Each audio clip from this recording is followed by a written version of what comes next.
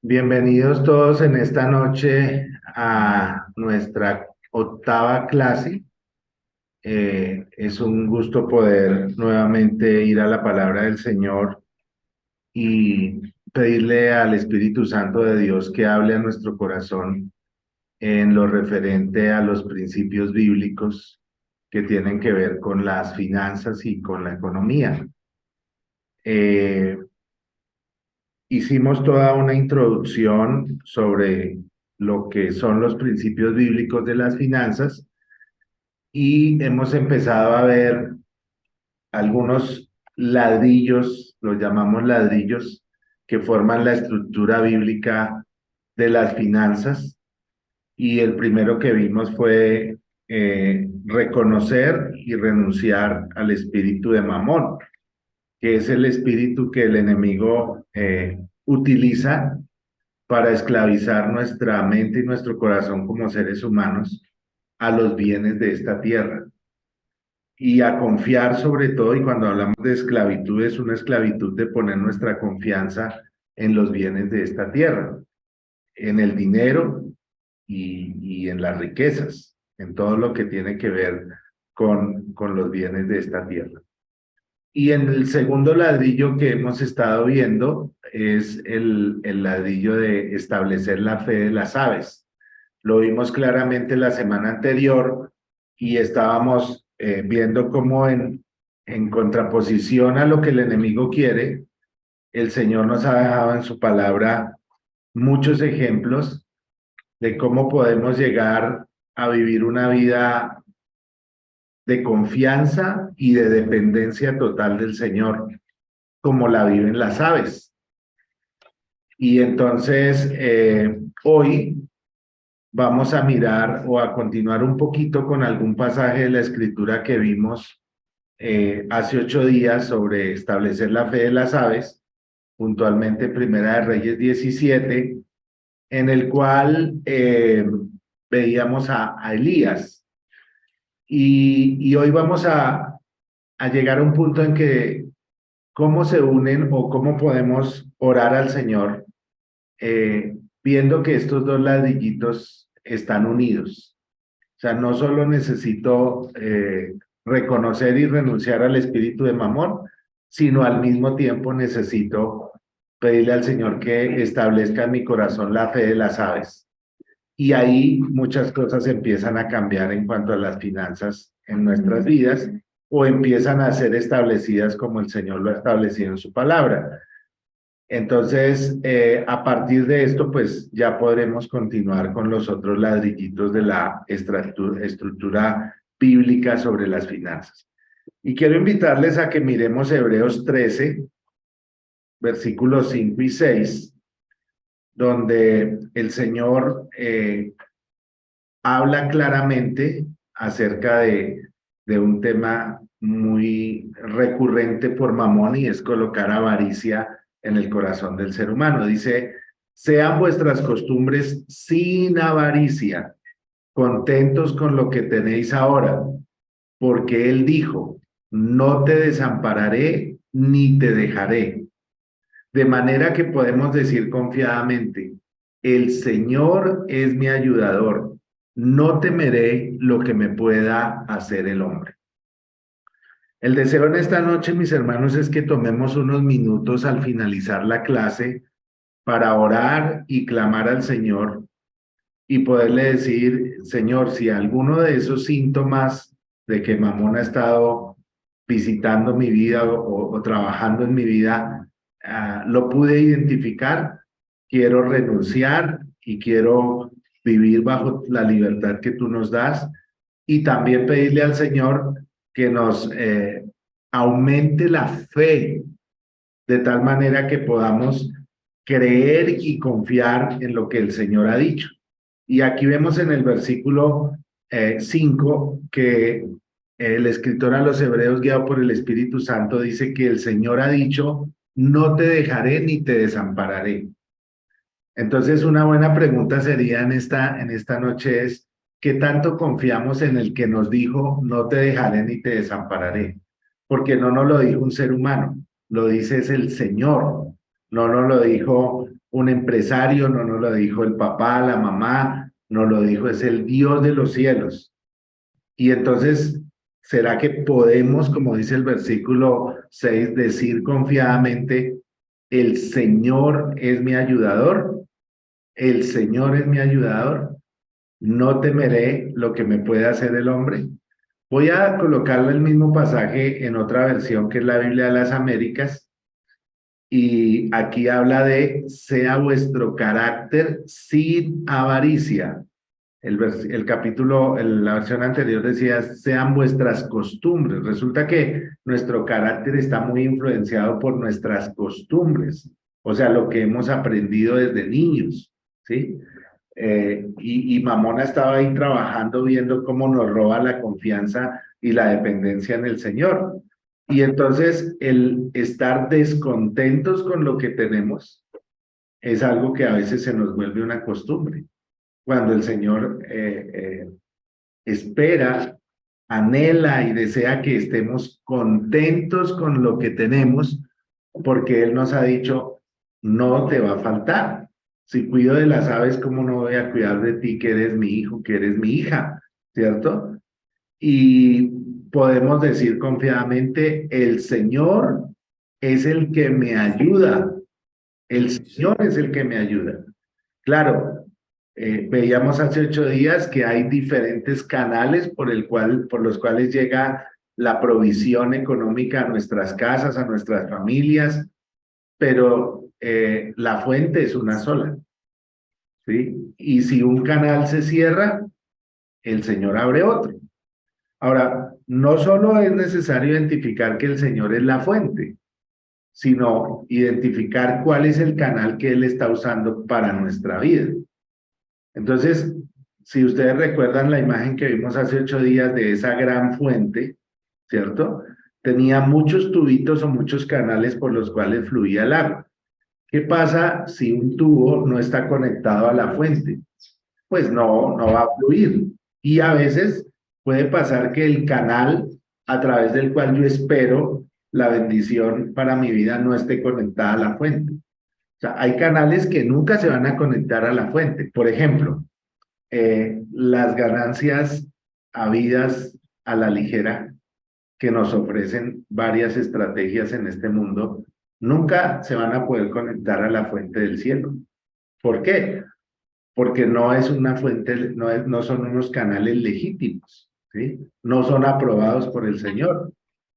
Eh, la trampa, el robo, el afligir al pobre, al huérfano, el quitarle el salario a los empleados, nunca serán canales por los cuales Dios va a bendecir a una empresa o a una persona.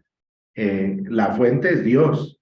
Y hay gente que dice, no, yo confío en que Dios me da y que Dios me suple, pero está usando unos canales equivocados para conectarse con el Señor.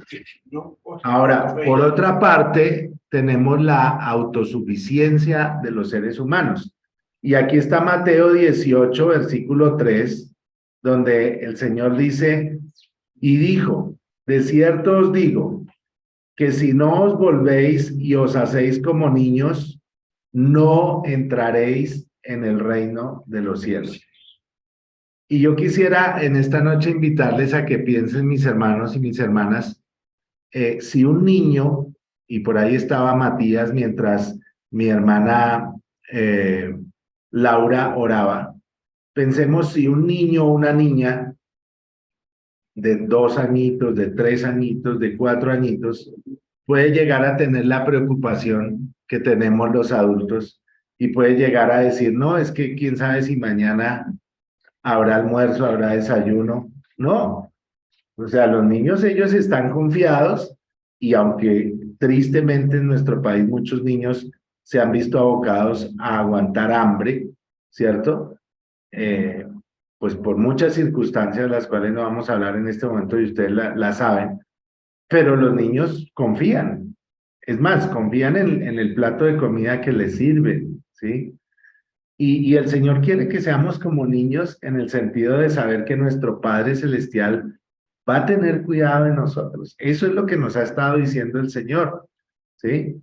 Ahora, muchas veces se enseña, y ustedes escucharán la enseñanza de la siembra y la cosecha, diciendo de y a usted se le va a dar, ¿sí?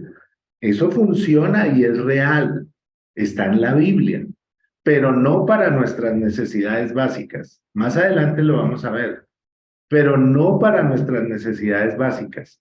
Entonces, a veces las personas creen que el Señor les va a dar porque dan una ofrenda, porque asisten a una iglesia, porque dan un diezmo, porque ayudan a un pobre, a un necesitado.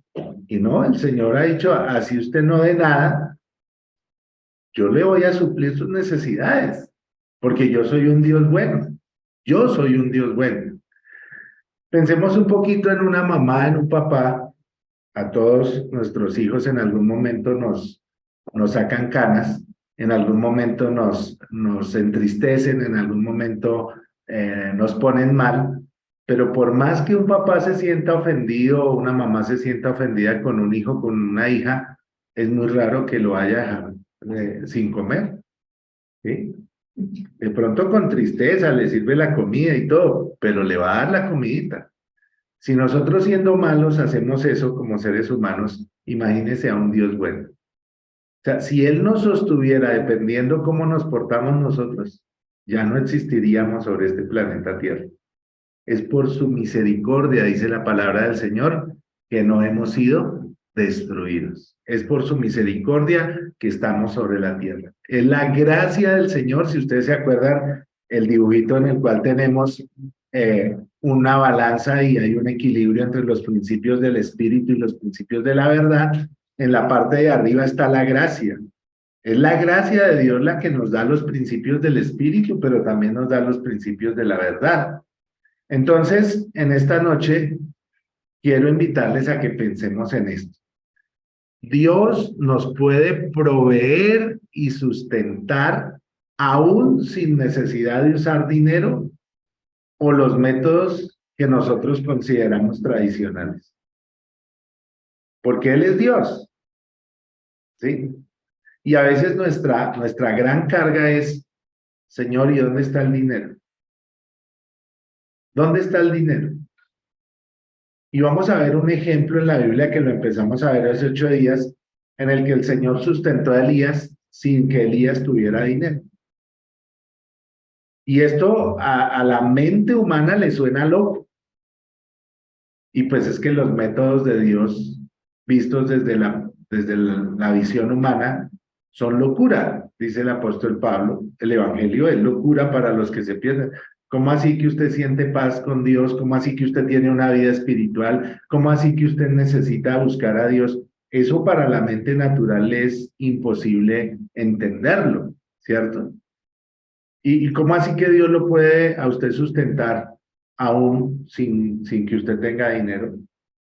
Pues ese es Dios, ese es Dios. Ahora, si pensamos en Elías, Elías tenía una relación con el Señor. Y cuando tenemos una relación con el Señor como nuestro Padre y sabemos que somos hijos de Dios, hijos e hijas de Dios, si hemos creído en el Señor, a todos los que creen en su nombre, nos ha dado la potestad de ser llamados hijos de Dios. Entonces, sabemos que Él como nuestro Padre nos va a sustentar.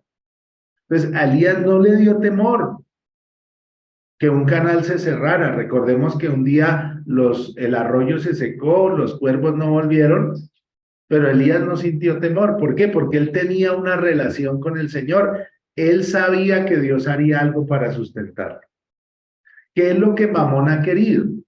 Que nosotros tengamos una dependencia de alguien o de algo o de nosotros mismos. Ese alguien puede ser nosotros mismos, y que rompamos nuestra relación con el Señor. O sea, que nuestra confianza esté puesta o en el dinero, o en el terreno, o en el trabajo, o en el jefe, o en nuestra sabiduría, o en nuestras capacidades, o en nuestra habilidad, o en nuestro negocio, y no tengamos una relación con el Señor. Eso es lo que ha buscado el enemigo a toda costa. Que tengamos esa confianza en los bienes de esta tierra, en el dinero especialmente. Ahora, en la próxima clase vamos a ver claramente la diferencia para poder empezar a mirar los otros ladrillos, que son los 5 usos bíblicos del dinero. Vamos a poder ver la diferencia claramente entre lo que la Biblia nos enseña y nos muestra qué representa el dinero, qué son los bienes y qué son las riquezas, porque pues a veces lo mencionamos todo como lo mismo y resulta que cada uno tiene una función específica, y eso se los compartí a mis hermanos desde la primera clase, que lo vamos a tener muy clarito. Pero pensemos esta noche en esto. ¿Tenemos una relación con el Señor como nuestro Padre? ¿Y cómo el dinero o los bienes de esta tierra afectan mi relación con el Señor? ¿Sí? Porque de alguna manera a veces terminamos hasta echándole la culpa a Dios de que no tenemos dinero o de que no tenemos lo que necesitamos. Y lo vamos a ver ahorita claramente de cómo terminamos echándole la culpa a otras personas o a Dios o a nosotros mismos, y por eso hay mucha frustración. Vamos a volver a recordar, mis hermanos y hermanas, el pasaje de Primera de Reyes, capítulo 17, y vamos a ir desde el versículo 2 en adelante. Entonces la palabra del Señor vino a Elías y le dio este mensaje: sal de aquí hacia el oriente y escóndete en el arroyo de Querit, al este del Jordán. Beberás agua del arroyo, y yo les ordenaré a los cuervos que te den de comer allí. Así que Elías se fue al arroyo de Querit, al este del Jordán, y allí permaneció conforme a la palabra del Señor. Cuando hay una relación con el Señor, hay obediencia. Él obedeció. Hay una relación con el Señor. El Señor significa que es Dios, que es autoridad, que Él manda, que Él gobierna. Como dice alguna canción por ahí, el cielo gobierna. O sea, no somos nosotros los que gobernamos, sino Él es el que gobierna. Y Él le hizo caso al Señor. Ahora, a Él lo estaban persiguiendo, a Él lo iban a matar. Está allí la esposa de un rey que lo quería matar, del rey Acab, Jezabel, y él tuvo que huir después de una gran victoria que el Señor le dio frente a los profetas del Baal. Pero además de eso, era un tiempo de sequía sobre la tierra. O sea, estaban pasando muchas cosas. Ahora, ¿qué le había dicho el Señor a Elías que dijera? No va a volver a llover hasta que yo no diga que va a volver a llover. O sea, era un hombre que realmente tenía una relación con el Señor que no alcanzamos a imaginarnos, de tal magnitud que era, a tal punto que Dios le respaldaba o le ponía a decir cosas que impactaban a toda la nación. Pero él era obediente. A pesar de que Dios lo usaba tanto, a pesar de que Dios le daba tanta revelación, él obedecía. El Señor le dijo: váyase al arroyo que está al este del Jordán, y quédate allá. Y él obedeció. Dice: por la mañana y por la tarde los cuervos le llevaban pan y carne, y bebía agua del arroyo. Pero ¿qué pasó? Está ahí en negrilla. Algún tiempo después se secó el arroyo. Entonces, pensemos en esta noche, mis hermanos, que el arroyo era el canal por el cual Dios estaba sosteniendo a Elías. Los cuervos eran parte del canal por el cual Dios lo estaba sosteniendo. De por sí, un canal un poco raro, ¿no? Unos cuervos trayendo comida, ¿sí? Pero ese canal se acabó. Quizás los cuervos traían la comida y tomaban agua y se iban, ¿cierto? ¿Y por qué se secó el arroyo? Porque no había llovido en el país, ¿sí? Como Elías tenía una relación con el Señor, como Elías hablaba con el Señor, como Elías le contaba al Señor las cosas, ¿sí? Y aquí viene un aspecto muy importante: la relación con el Señor no puede ser de cada 8 días que voy a la iglesia o cada vez que me acuerdo que debo buscar al Señor, sino la relación con el Señor es continua, porque es una relación, no es algo esporádico. ¿Y por qué el Señor dejó la oración? No sé si usted se ha preguntado eso. Si el Señor ya sabe lo que nosotros necesitamos, ¿por qué Él nos dejó la oración? ¿Sí? Pues por muchas cosas, ¿no? El tema en esta noche no es la oración, pero una de las cosas por las cuales creo yo, y usted lo puede confrontar con la palabra del Señor, el Señor nos dejó la oración, es para que nosotros reconozcamos nuestra incapacidad y nuestra dependencia de Dios. Es decir, para que nosotros le digamos, Señor, mire, esta es mi necesidad y yo no puedo. Señor, esta es mi angustia, este es mi dolor. Y para que nosotros podamos sacar de nuestro corazón esa angustia, ese dolor, esa tristeza en la presencia del Señor. No sé si para usted en esta noche es claro el poder eh, pensar que cuando no oramos, nuestro corazón se carga mucho, pero que cuando oramos, nuestro corazón se descarga. No solo se descarga porque le entregamos al Señor nuestra petición, sino porque la autosuficiencia de nuestro corazón empieza a desaparecer, porque empezamos a decirle, Señor, yo no puedo, Señor, yo no puedo. Y aquí tengo que recordar un testimonio muy lindo de nuestro pastor Jesús, que él lo contaba muchas veces, y es que él teniendo sus 6 hijos pequeños, algunos ya, algunas de las niñas ya, y Nevardo ya en la adolescencia, conoce al Señor y pues él era un hombre ya cercano a los 40 años. Y él contaba que en un lugar de su casa, donde todavía es en la casa de su esposa y sus hijos, había una cocina que el piso era en tierra. Y él decía que él iba y se arrodillaba en ese lugar y le decía muy temprano en la mañana, Señor, mira mis hijos, mira mi esposa. Señor, mira que no tengo un trabajo estable. Señor, mira que tengo que alimentarlos, que tengo que darles un vestido, que tengo que darles un estudio y yo no tengo un trabajo fijo. Unos días trabajo en un lugar, otros días. De hecho, cuando él conoce al Señor, él era un vigilante que trabajaba por turnos en un edificio en Bogotá y allá en en una noche se le reveló el Señor por Apocalipsis 3, 16, 17. Y Dios hizo algo, y Dios le abrió una puerta que se convirtió en un canal a través del cual vino la bendición para él y su familia durante muchos años. Pero la fuente fue Dios. El canal fue un trabajo que el Señor le proveyó, siendo una persona que no tenía una formación académica quizás como la que se esperaba para que le dieran ese trabajo, y fue un trabajo de obrero, y fue un trabajo duro, y fue un trabajo físico, ¿sí? Y yo recuerdo muchas veces que él trabajaba los domingos. En ese tiempo había culto aquí en Funza en la mañana y en la tarde en Madrid. Yo era un niño y muchas veces yo recuerdo que decían allá en Madrid, porque yo pertenecía en el tiempo a la iglesia en Madrid con mi mamá, no, el pastor hoy no pudo venir porque le tocó trabajar, ¿sí? Entonces, no son fórmulas mágicas, o sea, el Señor nos dice allá a través de Josué, esfuérzate y sé valiente. Y he hablado con Nevardo, con mi cuñado hoy en día, y él me dice, no, mi papá muchas veces los festivos o eso, él hacía trabajos extras de acometidas de agua y cosas en casas en Bogotá, y bueno, Dios de esa manera fue proveyendo y fue eh, dando los recursos. Él trabajó en el acueducto de Bogotá, y sorprendentemente él duró más pensionado que trabajando. Él trabajó 22 años en el acueducto de Bogotá y duró más de 30 pensionado. Dios hace cosas así. Dios hace cosas así. Pero quiero hacer énfasis en el hecho de que él contaba de que él le dijo, Señor, yo no puedo.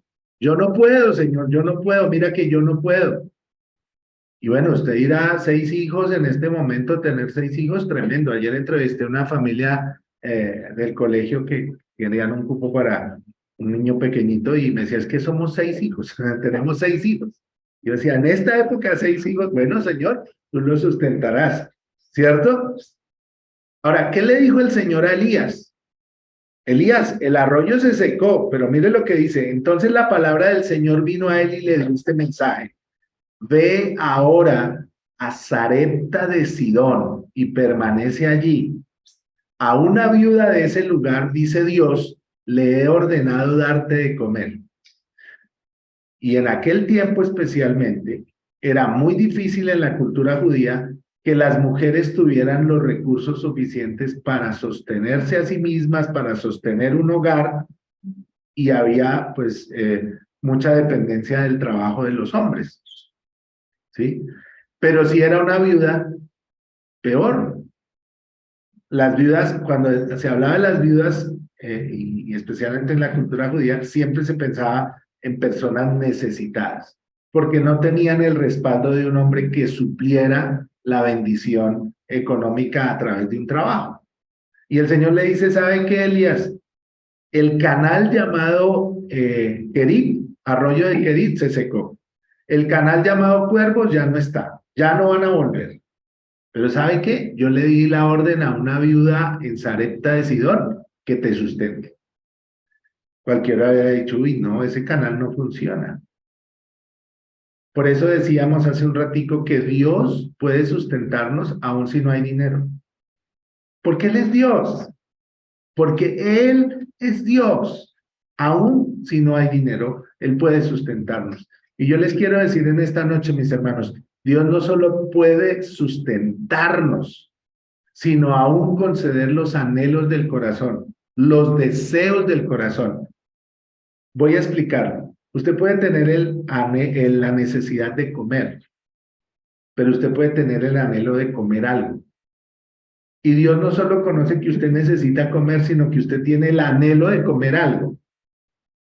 Estoy en un salón donde viví con mi mamá durante cerca de un año. Aquí en este salón donde estoy dando la clase, yo viví con mi mamá cerca de un año. Y era nuestra habitación. Y pues aquí donde queda la cocina de la iglesia, mi mamá tenía la cocina.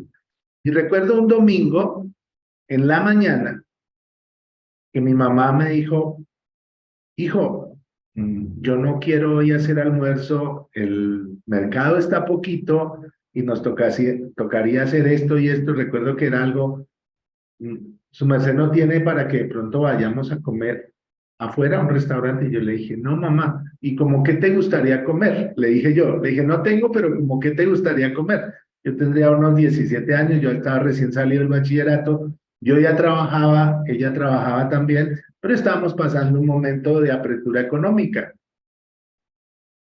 Y, y ella me dijo, pues yo quisiera como comer pollo. Y yo dije, ¿cuánto vale un pollo? Y le dije, bueno, después del culto miramos. El culto a las 10 de la mañana, como a las 9 llegó el pastor Jesús, me dijo algunas cosas y antes de pasar a la iglesia me llamó aparte y me dio un billete y me dijo, mire, Fabio, cuando se termine el culto vayan con su mamita y comen pollito. O sea, yo no les estoy hablando de algo de lo cual no tengo la confianza en lo que dice la Biblia o de lo cual no haya tenido evidencias de que el Dios al que usted y yo le servimos conoce quiénes somos y cuáles son nuestras necesidades y cuáles son los anhelos de nuestro corazón. Y yo no sabía si entrar al culto o salir corriendo a decirle a mi mamá lo que Dios había hecho. Yo me esperé hasta el final del culto y después le conté. Y todavía recuerdo muy bien la pollería donde fuimos a comer el pollo. Ya no existe la pollería, pero recuerdo dónde quedaba aquí en Futsal. Ese es el Dios que tenemos. Es un Dios que conoce lo que usted y yo necesitamos, pero conoce también lo que usted y yo deseamos. Porque Él es un padre. Y si yo le pregunto a mi hermana Alcira, o a mi hermana Rita, o a mi hermano Wilson que está aquí esta noche, o a mi hermana Rosalba, o a cualquiera de los que están en la conexión, que tienen sus hijos, si usted conoce los deseos de sus hijos, usted va a decir, claro, yo sé que a este le gusta la arepa y al otro le gusta la empanada, y a este no le gusta el chocolate, pero a este sí le gusta. ¿Por qué? Porque un padre conoce a sus hijos, y Dios nos conoce plenamente. Pero ahí no paró la historia. Hasta ahí vimos hace 8 días, ¿cierto? Y vimos que la palabra del Señor vino, Dios le habló, le dio instrucciones y le dijo, tu lugar de provisión va a ser este ahorita, pero más adelante le cambió y le dijo, ahora va a ser este, ¿sí? Entonces, para Elías, el dinero o los bienes no eran la fuente de su provisión. No eran la fuente de su provisión. A eso usted y yo pensamos que es el dinero, que es lo que tenemos en el banco, que son los bienes, que son nuestros recursos, los que son la fuente de nuestra provisión. Para Elías, La fuente de su provisión era Dios y él estaba escuchando al Espíritu de Dios. ¿Qué le decía a Dios? ¿Sí? Y vimos hace 8 días que no quiere decir que entonces, porque Dios es mi fuente, entonces yo mañana luego renuncio a mi trabajo o cierro el negocio y digo, bueno, aquí espero a que el mercado llegue porque llegue. No.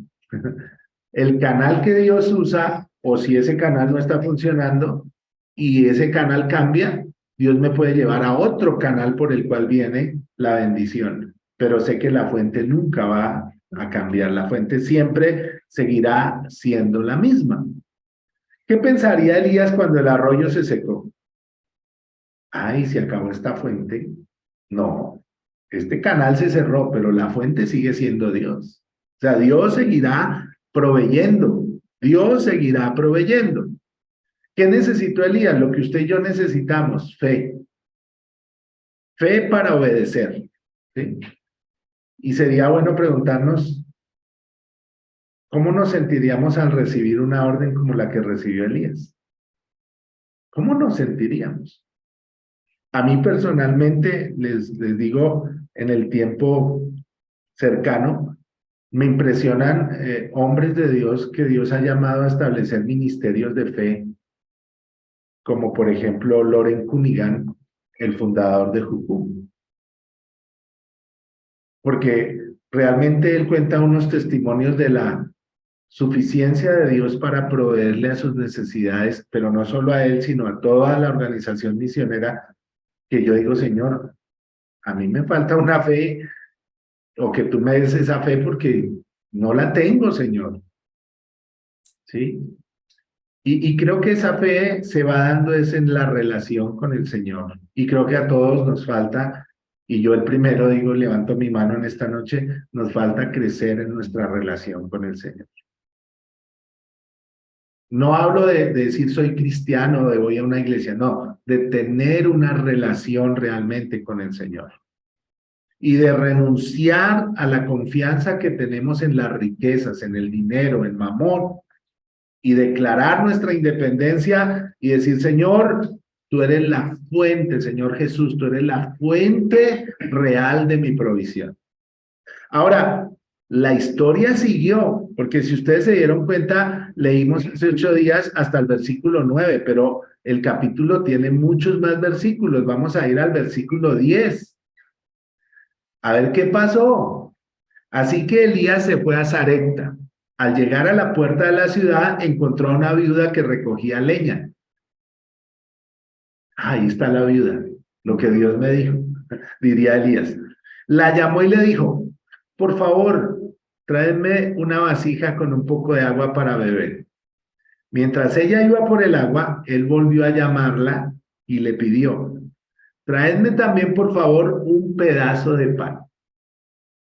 A Dios me dijo que ella me iba a sustentar, pues yo le voy a creer al Señor y le voy a pedir que me dé comer. Tengo hambre, tengo sed. Era lo que él necesitaba. ¿Se ha dado cuenta que hay tiempos en nuestra vida que con que haya para comer en la casa está bien?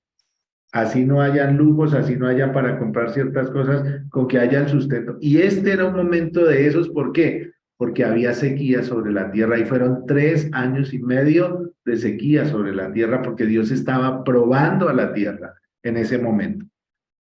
¿Y qué contestó la viuda? Versículo 12. Tan cierto como vive el Señor tu Dios. O sea, esta mujer sabía que él era un profeta y que él tenía un Dios y que ese Dios era vivo. ¿Sí? Un Dios vivo, un Dios real. Tan cierto como vive el Señor tu Dios, respondió ella, no me queda ni un pedazo de pan. O sea, no tengo pan, Elías. Y Elías dijo, uy, yo como que me equivoqué de viuda. Solo tengo un puñado de harina en la tinaja y un poco de aceite en el jarro. Precisamente estaba recogiendo unos leños para llevármelos a casa y hacer una comida para mi hijo y para mí. Será nuestra última comida antes de morirnos de hambre. O sea, no tengo nada más.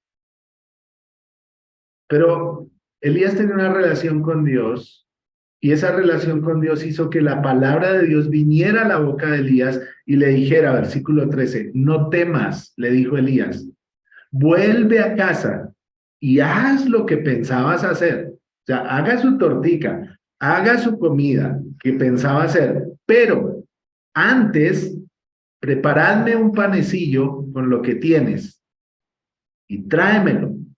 Luego haz algo para ti y para tu hijo. Y creo que esto fue un gran desafío para esta viuda. Pero Dios le dio una palabra que trajo fe. Y recordemos que la fe viene por el oír de la palabra de Dios. Mis hermanos, si tomamos este curso de finanzas y aplicamos la lógica a nuestra vida sobre la tierra, nuestra lógica humana, vamos a fracasar. Pero si aplicamos la palabra de Dios, la fe va a venir a nuestra vida y vamos a poder ver que aún en los momentos de sequía, que aún en los momentos más difíciles de nuestra vida, Dios nos va a sustentar. Dios nos va a sustentar. Y que las promesas que hay en la Biblia se van a cumplir y Dios va a sustentar. Porque es que en la Biblia no solo se habla de gente pobre. Si vemos la vida de Abraham, Abraham fue un hombre riquísimo. ¿Y quién le dio todas esas riquezas? Dios. Dios. ¿Sí? ¿Qué palabra le dio el Señor a través de Elías a la viuda? Porque así dice el Señor Dios de Israel: no se agotará la harina de la tinaja, ni se acabará el aceite del jarro, hasta el día en que el Señor haga llover sobre la tierra. Y seguramente esta viuda había escuchado que él era un hombre de Dios que había dicho que no iba a llover hasta que Dios dijera que volvería a llover, ¿cierto? Y esa palabra fue suficiente. La palabra de Dios es suficiente para darnos la fe que necesitamos para actuar. Dice, ella fue e hizo lo que le había dicho Elías. De modo que cada día hubo comida para ella y su hijo, como también para Elías. Y entonces aquí empezamos a concluir algo, mis hermanos, de este pasaje. El Señor no solo quería sustentar a Elías, sino a través de la vida de Elías llevar sustento a esta viuda y a su hijo. Porque pensemos qué había pasado si el Señor sigue alimentando a Elías con los cuervos y con el agua del arroyo. Pues seguramente la viuda había hecho su última comidita con su hijo y se habían dejado morir. Pero el Señor no quería que esta viuda muriera. El Señor quería, de alguna manera, quizás ella había clamado, había orado, había visto que su hijito se iba a morir. Imagínense lo que debe ser para un padre ver que su hijo va a morir y va a morir de hambre, para una madre. Seguramente ella había clamado a Dios, había orado, y Dios, que conocía el clamor de ella, pero también tenía un proceso con Elías para dejarnos una enseñanza a nosotros por la palabra de Dios. Lleva a Elías, le quita el canal que tenía y le dice, te vas allá, ahora el canal va a ser diferente, pero la fuente sigo siendo yo, y no solo voy a ser una fuente para ti, Elías, sino para esta viuda y para su hijo. Dice el 16, esto es muy lindo. Y tal como la palabra del Señor lo había anunciado por medio de Elías, no se agotó la harina de la tinaja, ni se acabó el aceite del jarro. Y aquí quiero hacer un pequeño paréntesis que lo tocaremos más adelante en otra clase cuando veamos uno de los usos bíblicos del dinero o dos de los usos bíblicos del dinero, como son la generosidad y el dar, que dice, y tal como la palabra del Señor lo había anunciado por medio de Elías, se cumplió. ¿Cuántas veces, mis hermanos, hemos orado y le hemos dicho, Señor, tu palabra dice, pondrá las manos sobre los enfermos y ellos sanarán? Yo creo que tú lo puedes hacer.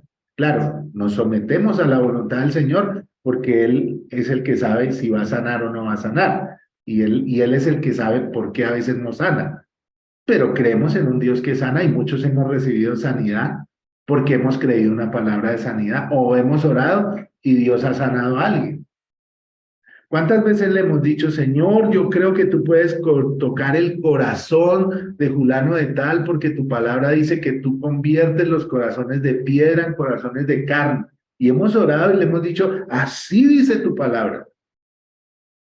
Pero cuando llega la hora en que la palabra de Dios nos dice cosas de las finanzas, decimos, no, ese pedacito sí yo no lo creo. Entonces, ¿quién es un incrédulo? ¿El que no cree un pedacito o el que no cree nada? Pues los dos. O sea, somos iguales de incrédulos cuando creemos un pedacito o cuando no creemos todo. Y ahí empezamos a ser confrontados, mis hermanos. ¿Cuántas veces el Señor habrá hablado a nuestro corazón y nos habrá dicho, mire, usted tiene, ayude a fulano de tal? Y usted dice, y pero qué tal mañana no tenga. Mire, usted puede ayudar a fulano de tal, y usted dice, y pero qué tal yo mañana no tenga. O lo que tengo es para solo transporte. Somos desafiados, ¿no? ¿Cuántas veces el Señor nos ha dicho, ahora, el Señor no necesita nuestro dinero, es lo que quiere nuestro corazón? No sé, una de las luchas grandes en la vida cristiana, para algunos cristianos, no para todos, pero sí sé que para muchos, es ofrendar y diezmar, de lo cual vamos a hablar claramente por la palabra del Señor. ¿Y por qué es una lucha grande? Porque es que todavía Mamón tiene nuestro corazón a través del dinero y los bienes de esta tierra. No voy a entrar ahí en ese tema en esta noche porque vamos a dedicar un tiempo especial a esto, ¿sí? Pero pensemos nomás en la generosidad. Esa es una lucha grande de muchos seres humanos, pero de muchos cristianos. El dar. Sorprendentemente, el principio de la generosidad, hay gente que sin decir que es cristiana, lo aplica. Usted ve gente que no es cristiana y es muy generosa. Y es gente que nunca le falta. ¿Por qué? Porque están aplicando el principio. Ahora, hay otras cosas, claro. A veces hay malas decisiones, mala administración. A veces hay maldiciones. Recuerdo que mi mamá me contaba que mi bisabuela se fumaba los billetes enrollándolos en un tabaco y decía, yo no les voy a dejar nada, que sufran y trabajen así como me tocó a mí. Y si tienen que pasar hambre, que pasen hambre. Y mi abuela iba a hacerle el oficio y veía cómo su mamá se fumaba los billetes en el tabaco. Mi abuela había quedado con 8 hijos porque mi abuelo había decidido dejarla e irse con una mujer y abandonarla y dejarlos aguantando hambre. Un día el Señor permitió que yo entendiera que deberíamos orar y pedirle al Señor que esa maldición de esa bisabuela fuera cancelada por la obra de Cristo en la cruz del Calvario y fuéramos libres de esa palabra de miseria que esa abuela pronunció sobre nuestras vidas, sobre nuestras generaciones. Una mujer que tuvo muchísimo y que todo se esfumó así como se lo fumaba. Todo se fue, fincas, cosas, igual lo del abuelo. Pero un día encontramos el tesoro más grande, que es Jesús. Y si usted tiene el tesoro más grande, así usted ya ha perdido una herencia, usted ya ha perdido en un negocio, así a usted le hayan dicho lo que le hayan dicho y hayan pronunciado maldición sobre su vida, Él ha prometido cambiar la maldición en bendición. Y de ese Dios es el que estamos conociendo a través de su palabra cada día. Mis hermanos, pero la historia no se acabó. El capítulo 17 no se acaba en el versículo 16. Mire de lo que pasó luego. Poco después, Es decir, ya el Señor puso el canal, la fuente ya estaba conectada con el canal, que era la viuda creyó. Yo creo que ya todos los días iba y veía, oiga, y ahí está la harinita, oiga, y ahí está el aceite, el mismo que dejé ayer, otra vez está ahí. Y ya se le volvió costumbre porque ya estaba ahí la provisión, que venía del cielo. Y ella entendió que ella era la fuente y yo creo que la mejor tortica para Elías, porque si no hubiera sido por este hombre que Dios lo mandó, ahora, si fuera en este tiempo, imagínese la crítica que hubiera venido, porque él dijo, primero me hace a mí la torta y después sí la suya. Poco después se enfermó el hijo de aquella viuda y tan grave se puso que finalmente expiró. Se murió el niño. Entonces ella le reclamó a Elías, ¿por qué te entrometes, hombre de Dios? La Reina Valera dice, ¿qué tienes que ver conmigo, hombre de Dios? Viniste a recordarme mi pecado y a matar a mi hijo. O sea, inmediatamente ya pierde su hijo, dice, Dios no me ha perdonado mis pecados. ¿Por qué me viene esto? Viene y a través del profeta me empieza a sustentar, pero ahora se muere mi hijo. Mis hermanos, en medio de las dificultades de esta vida, nuestra fe flaquea.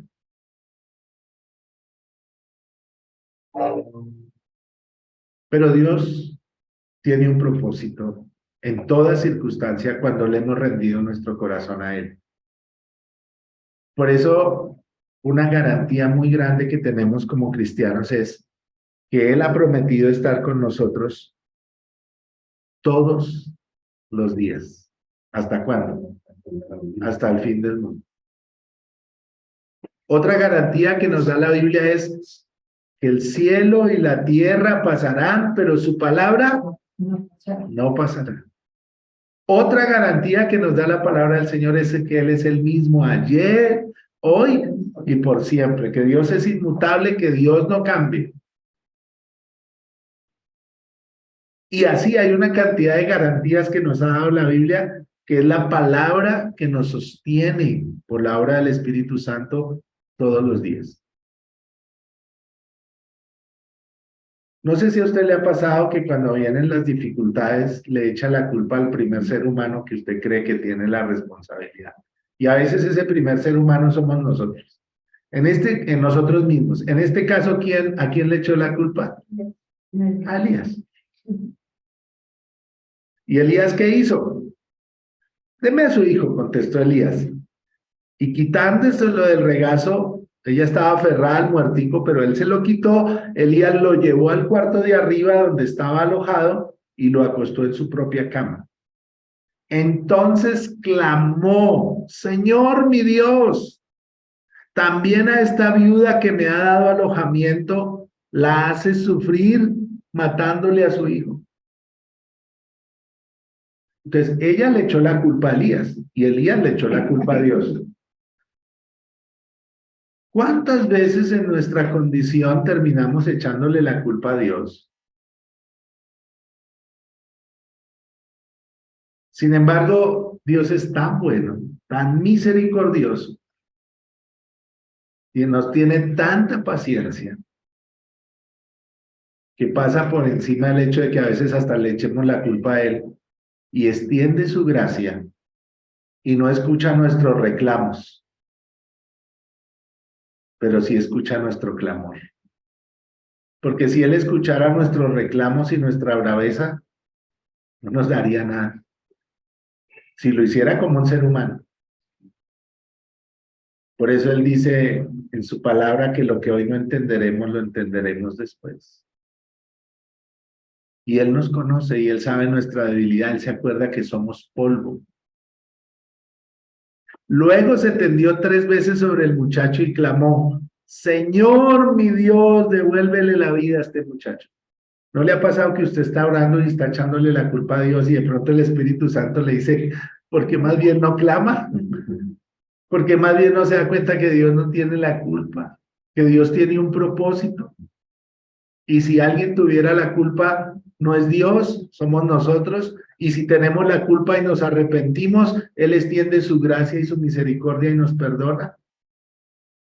Entonces nos acordamos del Dios que tenemos y entonces más bien empezamos a clamar.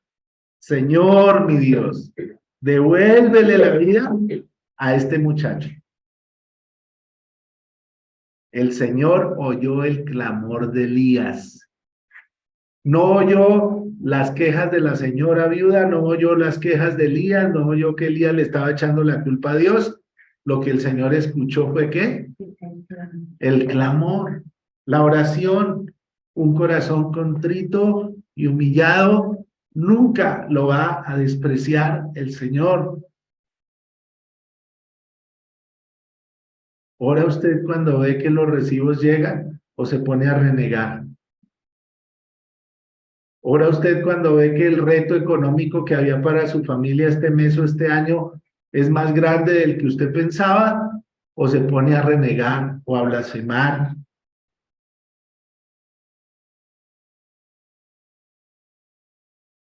Y el muchacho volvió a la vida. Elías tomó al muchacho y lo llevó a su cuarto, a la planta baja, se lo entregó a su madre y le dijo, tu hijo vive, aquí lo tienes. Qué bonito fin de esta historia. Ahora ese muchacho un día tuvo que haberse muerto y la vida también. Un día todos nos vamos a morir. Por eso hemos estado aprendiendo aquí en Funza este tiempo acerca de los milagros, que qué bonito los milagros que el Señor hace. Pero el milagro más grande es que un día nos vamos al cielo con el Señor. Allá no habrá ladrones, allá no habrá enfermedad, allá no habrá dolor, allá no habrá llanto. Por eso el Señor nos invita a poner nuestros ojos en Él y no en las cosas de esta tierra, a poner nuestros ojos en las cosas que no se ven, porque las que no se ven son eternas, las que se ven son temporales y son de esta tierra, disfrútelas. Gloria a Dios porque el Señor le concedió ese anhelo. Usted quería ir a un viaje con su familia y Dios le concedió ese anhelo, pero eso a usted no lo hace más que el que no puede viajar. Gloria a Dios porque a usted Dios le dio una casa y sus hijos fueron a la universidad y estudiaron y se graduaron, pero eso a usted no lo hace más que el que no pudo hacer todo eso. Lo que realmente vale es lo eterno. Lo de esta tierra es pasajero y aquí se va a quedar. Y me llamó mucho la atención el versículo 24 y lo puse en negrilla o en letra negra. Entonces la mujer le dijo a Elías, mire lo que dice la mujer para finalizar esta historia. Ahora, o sea, solo hasta ahora sé que eres un hombre de Dios y que lo que sale de tu boca es realmente la palabra del Señor. ¿No nos ha pasado, mis hermanos, que llevamos años leyendo la Biblia, llevamos años escuchando sermones, llevamos años diciendo que somos cristianos y de pronto llega una hora de Dios en que entendemos que Dios nos ha traído en un proceso? Entonces, si recordamos la historia del joven rico que vimos hace 8 días, el Señor no quería el dinero del joven rico, el Señor quería era su corazón. El Señor no quería la harina y el aceite de la viuda, el Señor quería era el corazón de la viuda. El Señor no quería que Elías confiara en los cuervos y en el arroyo. El Señor quería que Elías confiara en Él. Y entonces vamos a tomar esta última parte, estos 5 minuticos que nos quedan de esta clase, para orar. Y yo le voy a invitar a que piense en los 2 ladrillos que hemos visto. Reconocer y renunciar al espíritu de Mamón.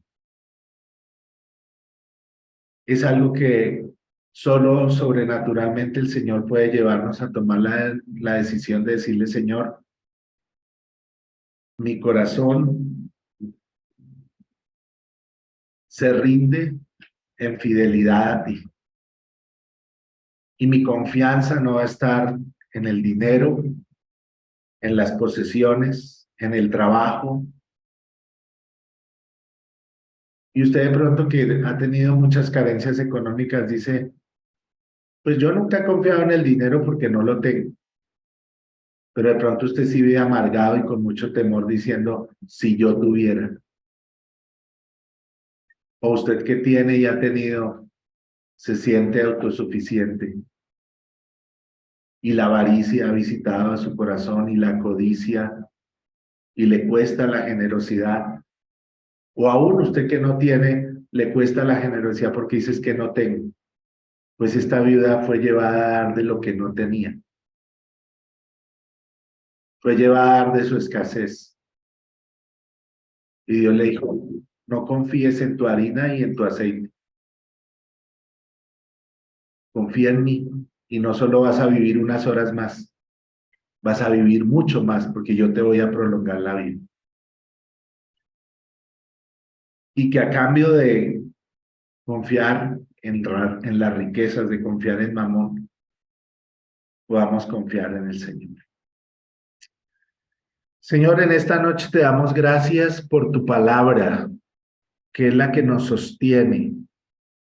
Y en esta noche queremos orar y acercarnos a ti y clamar tu ayuda.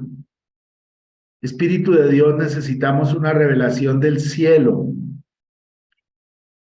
porque si apelamos a nuestro intelecto, a nuestra lógica, vamos a terminar razonando. Y cuando razonamos, nos cuesta creer. Cuando razonamos, terminamos confiando en lo que vemos, en lo temporal, en lo terrenal, y no en lo eterno. Cuando razonamos, terminamos haciéndole caso a Mamón, confiando en nosotros mismos, confiando en el dinero, confiando en los terrenos, en los bienes, en lo que sabemos, y no en ti, Señor. Por eso hoy reconocemos que Mamón nos ha visitado de muchas maneras y ha querido apoderarse de nuestro corazón, porque no quiere el enemigo de nuestras almas que rindamos nuestro corazón y nuestra confianza a ti, el Dios de los cielos. Pero hoy, quienes hemos, por tu gracia y tu misericordia, empezado a entender estos principios de tu palabra, hoy decidimos renunciar al espíritu de Mamón en nuestras vidas y decirle no más control sobre nuestras finanzas, no más control sobre nuestra mente, no más control sobre nuestra vida.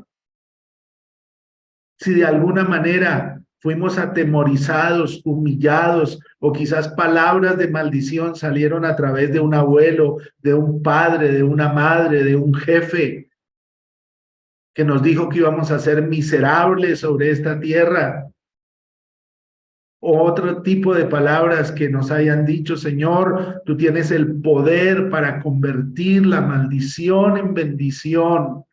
Y hoy decidimos perdonar a esas personas que en ignorancia pronunciaron palabras de maldición sobre nuestras vidas.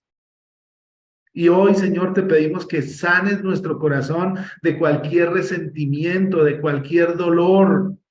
Mira, mis hermanos, Señor, que hemos pasado momentos de dificultad, momentos de necesidad, momentos de escasez en los que nos hemos sentido quizás humillados, quizás que no valemos nada, que los otros sí tenían y nosotros no teníamos, Señor. Sana nuestro corazón, Señor. Clamamos a ti como clamó Elías. Mira, Señor, el que siente, Señor, que su vida financiera está muerta. Así como murió aquel joven, Señor, tú puedes volver a la vida, Señor, la economía de cualquier persona, porque tú eres el mismo ayer, hoy y para siempre. Mira a mis hermanos que están escuchando esta palabra y que han tenido pérdidas económicas o una escasez continua en sus vidas, o que los negocios han fracasado, o que se han tomado malas decisiones, o que se ha malgastado el dinero, Señor, y que se sienten culpables y que sienten que nunca van a levantar la cabeza de esa condición, Señor, de miseria, de pobreza, en que todo se rompe, en que todo se daña. Mira los que están cargados con deudas, Señor, que las ven impagables y que dicen, yo nunca voy a terminar de pagar. Mira el que se metió en el gota a gota, Señor. El que se metió, Señor, en malos negocios, Señor, en negocios equivocados, el que salió fiador y ahora está pagando una deuda que no le correspondía pagar, Señor. Cuando tu palabra dice que no seamos fiadores, son principios que están ahí en tu palabra, Señor. Y a veces tomamos decisiones a la ligera, Señor. Perdónanos y ayúdanos en nuestra debilidad. Y hoy te pedimos que tu palabra que ha sido expuesta y la que será leída y la que tú nos llevarás a escudriñar, traiga fe a nuestras vidas, traiga fe a nuestro corazón, traiga fe a nuestra mente, traiga fe a nuestro espíritu y a nuestras decisiones, y podamos ver tú cómo obras.